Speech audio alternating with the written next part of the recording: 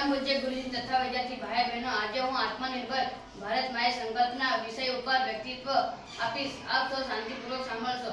આત્મનિર્ભર એક સકારાત્મક શબ્દ છે. કોઈ પણ વ્યક્તિ, પરિવાર કે દેશ માટે આત્મનિર્ભર બનવું એ એક ગર્વની વાત છે. આત્મનિર્ભર ભારતને સ્વતંત્ર ભારત પણ કહે છે. આની પ્રથમવાર જાહેરાત વડાપ્રધાન શ્રી નરેન્દ્ર મોદીએ 12મી મે 2020માં કરી હતી.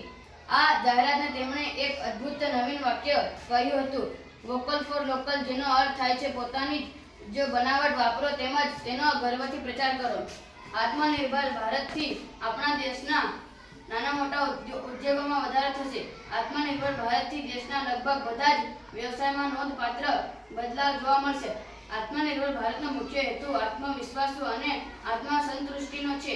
આપણે નાની મોટી બધી જ વસ્તુઓ આપણા દેશમાં બનાવી શકીએ છીએ.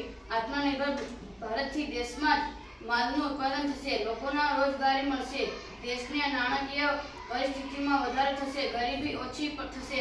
આપણે માલની આપાત કરવાને બદલે નિકાસ પર વધુ ધ્યાન આપી શકીશું. દેશનું અર્થતંત્ર મજબૂત થશે. અસ્તુ.